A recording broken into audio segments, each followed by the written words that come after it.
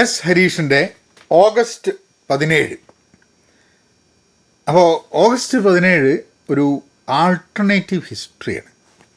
അതായത് ഇന്ത്യക്ക് സ്വാതന്ത്ര്യം ലഭിക്കുന്നു, എല്ലാവരും കൂടി ഒരുമിച്ച് ഒരു ഇന്ത്യ ഉണ്ടാവുന്നതിന് പകരം തിരുവിതാംകൂർ ഒരു സോവറിൻ രാജ്യമായിട്ട് മാറുകയാണ്.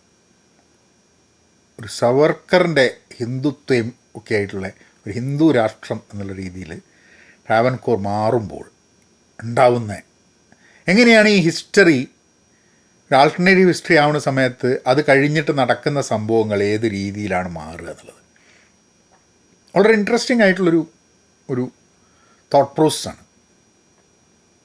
അങ്ങനെ ഒരു രാജ്യമുണ്ടായിരുന്നെങ്കിൽ അത് ഹിന്ദുത്വ ഐഡിയോളജിയുമായി അസോസിയേറ്റ് ചെയ്തിട്ട് വരികയാണെങ്കിൽ ആൾക്കാർ പിൽക്കാലത്ത് ആ ഐഡിയോളജീനോട്, അതായത് ഇന്ന് വീറോട് അതിനെതിരെ പൊരുതുന്ന ആൾക്കാർ ആ സമയത്ത് ആ ഐഡിയോളജിയുമായി യോജിച്ച് പോകാൻ സാധ്യതയുണ്ടോ എന്നുള്ളത്.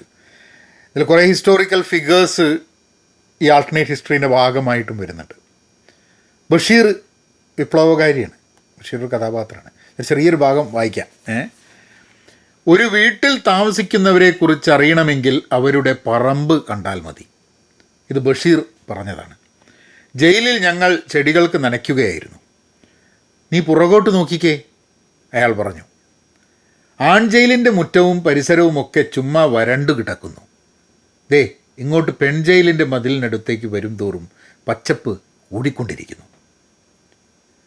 മതിലിന് തൊട്ടു താഴെ ആണുങ്ങൾ ഉത്സാഹിച്ച് പൂച്ചെടികൾ നടുന്നു. മതിലിനപ്പുറത്ത് പെണ്ണുങ്ങളും നടുന്നു. ഈ മതിലിനോട് അടുത്തടുത്ത് വരുമ്പോൾ ആൾക്കാർ മാറി മാറി വരികയാണ്. അപ്പോൾ ബഷീർ പുസ്തകത്തിലുടനീളം ഒരു കഥാപാത്രമായിട്ട് വരികയാണ്.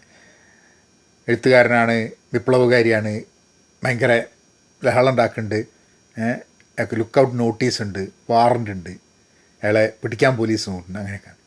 And finally as you go forward, ഇത് ഹിന്ദുത്വം എന്നുള്ളത് മാത്രമല്ല, കമ്മ്യൂണിസ്റ്റ് അധികാരവർഗത്തിൻ്റെ ഓട്ടോക്രാറ്റിക് അതോറിറ്റേറിയനിസം എന്നുള്ള സംഭവങ്ങളൊക്കെ, അധികാര ദുർവിനിയോഗം ഉണ്ടാവാനുള്ള സാധ്യതകളൊക്കെ അതിലിങ്ങനെ വരുന്നുണ്ട്. എങ്ങനെ ഇതൊരു ഇനിയും വരും കാലങ്ങളിൽ പുനർവായന ഏറെ ആവശ്യമുള്ള ഒരു പുസ്തകം കൂടി ആവും ഓഗസ്റ്റ് 17 എന്ന് എനിക്ക് തോന്നുന്നത്. കൂടുതൽ ചർച്ച ചെയ്യപ്പെടണം ഈ പുസ്തകം കേരളത്തിൽ.